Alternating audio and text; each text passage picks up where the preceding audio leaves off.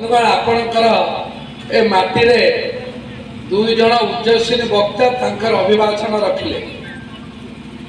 जन इतिहास साहित्य संस्कृति एवं आउ जने नाट्यकार हिसाब से जगनमोहन लालांकर कृतित्व ऐतिह्य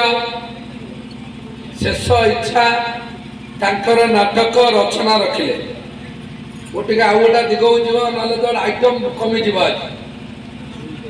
से कथा को तो जाई हब नहीं तथा आमको भी निजुक आज गर्वित अनुभव करने को बाध्य जे जो राज्य रे स्वाधीनता पूर्व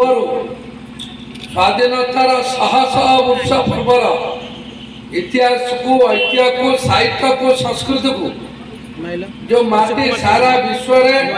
केते बेले कलिंग केते बेले उत्कल केते बेले ओडिशा केते बेले अंग मंग कलिंग सबु क्षेत्र रे जो माटी तार प्रकृत परिचय को आज विश्व दरबार रे पहुंचाई से माटी रा अन्यतम सुयोग्य संतान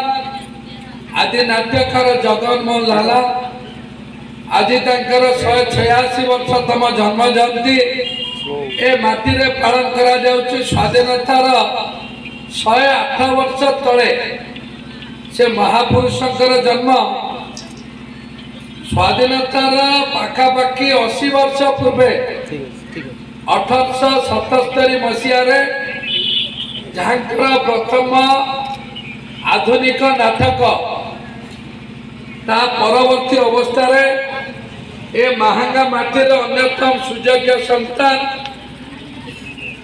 रामाशंकर रायकर पूर्णांग नाटक कांची कावेरी आरंभ करी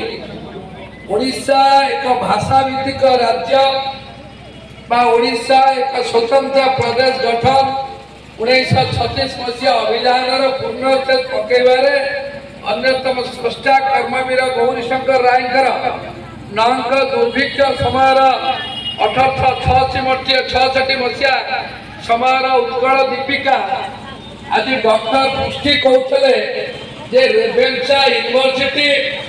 नंक दुर्भिक्ष केनाल मुझे आगे जाऊँगी एटा तो निश्चिंत गोटा प्रसंग भारत इतिहास रे भारत वर्षर ओडिशा साहित्य रे संस्कृत रे इतिहास बिना महंगा रे देखा जाई पारिबो नाही स्वाधीन भारतर राजनीति क्षेत्र रे मध्य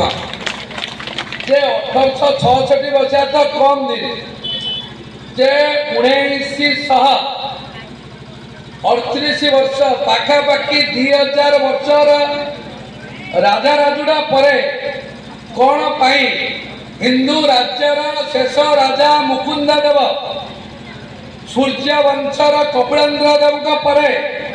राजा पुरुषोत्तम देवंकर कांची अभियान परे राजा प्रताप रुद्र परे कौन पाई राजा मुकुंद देव 1568 मसीह गोहिर चाटी युद्ध हारी कौन पाई इंग्रेज शासन कले से इतिहास को पुनर्बार आलोचना करिया पड़े बंधुगण जगमोहन लाला थे 8th जेनेरेशन जगमोहन लाला प्रथम जमीदार नुह जे कि 1803 मसीहार ब्रिटिश शासन पर ओडिशा रे आसिकी जमीदारी करथिले तांकर परवर्ती पीढ़ी एटी हुंडू बाबू अछंती तांको पुतरा बुटू बाबू अछंती अमुदा घरे आसिलु कहबे जे जेते बेले 1568 मसीहा परे राजा राजुड़ार ख्रीष्टपूर्व 370 आरंभ करी नंदवंश महापद्मा नंदक आरंभ करी राजा मुकुंद देव पर्यंत जिते राजा राजुड़ा शासन परे जिते गोहिरा चटी युद्ध मुसलमान परास्त करते हिंदू धर्मर शेष राजा मुकुंद देव को तापर जिते आसी से उत्कल मुहूर्त जहाँ अनुभव करुच्ची इतिहास पढ़ी जे आमर केते पुरुष जन्म थी मुझे जानी मुझे पाठर पढ़ी जानुची से नाजिम तर्की खां पूर्व पुरुष माने ओडिशार आसिकी ताकर जमीदार करिवार आरंभ कर राजा राजुड़ार शेष परास्त पर 1568 मसीह 1592 मसीहा पर्यंत जो 34 वर्ष से मुसलमान माने आज शासन कले सी भी से उत्तर प्रदेश आसी परिवार परवर्ती समय जगमोहन लाला होती अष्टम वंशधर जे कि जमींदारी बंगलार बसी उत्तर प्रदेश बंगे जमींदारी करते महंगाई 1592 पर जिते राजुड़ा नष्ट है मु पुष्टि बाबू पचार मोगल बंदी जो मोगल शासन कला 1592 रु 1751 मसीहा पर्यंत पाखापाखि 151 8 159 वर्ष जो मोगल सरकार कला से राजुड़ा मोगल मंदिर जो डिविजन है जो परवर्ती व्यवस्था छत्तीसगढ़ कथा उठिला जो मानकर राजा थिले कार राजार राजा पुओ नथिले किए कोटी मंत्री थिला से कोटी सेनापति थिला सेते बेले जते प्रजा आंदोलन रो पूर्व अवस्था कथा पड़छि गणजात छत्तीसगढ़ ओडिशा रे रहिला बा पुरातन ख्रीष्टपूर्व कलिंग को जानतु ख्रीष्टाब्द उत्कल राज्य को जानतु परवर्ती अवस्था तो 1936 मसीहा पर 1936 मसीहा ओडिशा स्वतंत्र राज्य मान्यता पाइला ये जो लंबा व्यवस्था पर ए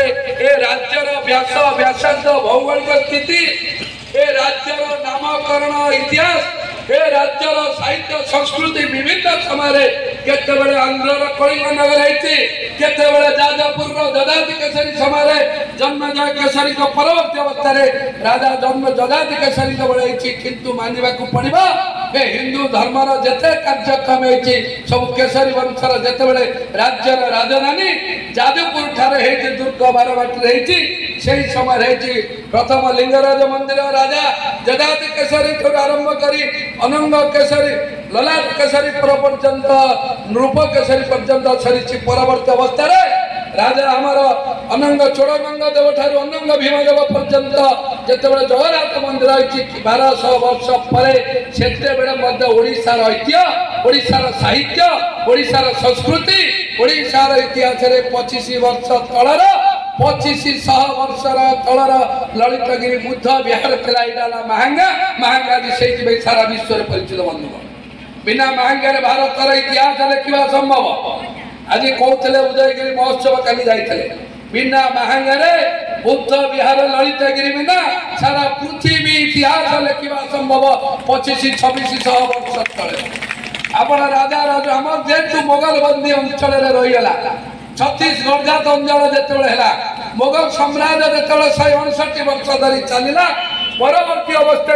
1751 मसीह जितेबले पुणी मराठी माने शासन कले राज्य को 1751 ठार आरंभ करके 1803 मसीहा पर्यंत महंगा से मोगल बंदी शासन रहा जमींदार अधिकृत अंचल मोर जहाँ अनुमान होती जेहेतु आम गड़जात अंचल नलु ये अंचल 1568 मसीहा पर यहाँ जमींदार शासन रही 1803 मसीह जिते इंग्रज माने शासन कले भारत वर्ष 1803 रु 1947 मसीहा जितेबले इंग्रज माने पाखापाखि 134 वर्ष धरी शासन कले से शासन बेले इंग्रज माने बुद्धि खर्च कले मोगल बंदी मानक सीधा स्टेट भाव में देले गड़जात अंचल मैनेजमेंट द्वारा स्टेट दखल कले जेबले 1936 मसीह कौटी एटी जगमोहन लाला भूमिका आसला कोटी कर्मवीर गौरशंकर राय को भूमिका आसला कोटी रामाशंकर राय को भूमिका आसला कोटी बाग्मी विश्वनाथ को भूमिका आसला कोटी दिव्यात्मा परिमोहन भूमिका आसला जिते बेले ओडिशा एक भाषा भित्तिक राज्य हबार लगिला 1800 मसीह पूरा 1800 मसीह 1800 रु 1900 मसीहा पर्यंत जिते बेले 1838 मसीह जगमोहन लाला जयंती जन्म नेले से जितेबले 39 वर्ष 1877 मसीह बाबाजी नाटक लिखिले सेतेबले ओडिशा जो भाषा भित्तिक राज्य हबारे ओडिशा एक प्रजा आंदोलन हबारे जितेबले 1903 मसीह आमर मधुबाबू नेतृत्व में आरंभ करा जायतिला जे ओडिशा एक भाषा भित्तिक राज्य हबारे तार 60-70 वर्ष पूर्व जन्म नहीं आपण गौरीशंकर राय कहतु बाग्मी विश्वनाथ कहतु आचार्य प्यारीमोहन कथा कहतु कि जगमोहन लाला कथा कहतु 1877 मसीहार नाटक बाबाजी नाटक से समाज कुसंस्कार विरुद्ध से निजे जमीदार थी समाज जमीदारी प्रथा विरुद्ध से इंग्रेज शासन विरुद्ध कई भी कथा कह उठुले महात्मा गांधी तो बहुत पर कथा आसला जिते कुंतला कुमारी सावत कथा पर आसला रमा देवी कथा पर आसला मालती चौधरी कथा पर आसला तार पूर्वर जिते 66 मसीह नांग दुर्भिक्ष है मांगा माटी आउ जड़े बंगीय लेखक साधक कवि वाग्मी कर्मवीर गौरीशंकर राय तांकर उत्कल पत्रिका उत्कल दीपिका लेखनी माध्यम से समाज कुसंस्कार ब्रिटिश इंग्रेजी शासन विरुद्ध लेखनी चेतना करते आपण जदि से उत्कल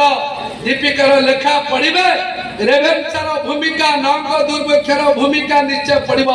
आज विवाद प्रश्न उठुची पुष्टि बाबू कहते किए भल कला खराब कला कथा नुह रेभेन्सार कर्तव्य भल करवा सी आम राज्यर दायित्व थे आम अधीन शासन थिलु आज भारतीय जनता पार्टी शासन करुच्ची काली विजु जनता दल शासन करुला कर्तव्य गणतंत्र राष्ट्र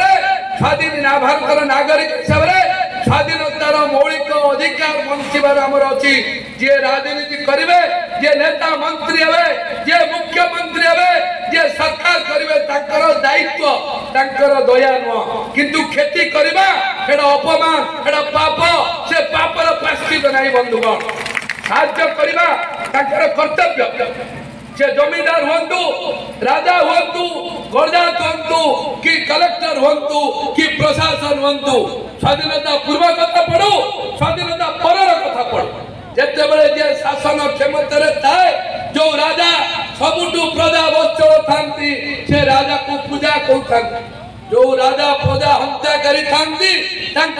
समालोचनार पात्र पड़े बंधुगण ए पद्धति केते राजा राजुड़ा हो केते मोगल शासन रहू केते मराठी शासन रहू केते इंग्रेज शासन रहू बा स्वाधीनता पर 78 वर्ष हरकृष्ण महताब ठार आरंभ कर मोहन माझी पर्यंत सरकार हूँ ए देश ए राज्य जवाहरलाल नेहरू आरंभ कर नरेंद्र मोदी पर्यंत हूँ ए राज्य जिते बड़े जे सरकार करिबा समस्त जाति धर्म वर्ण दलगत निर्विशेष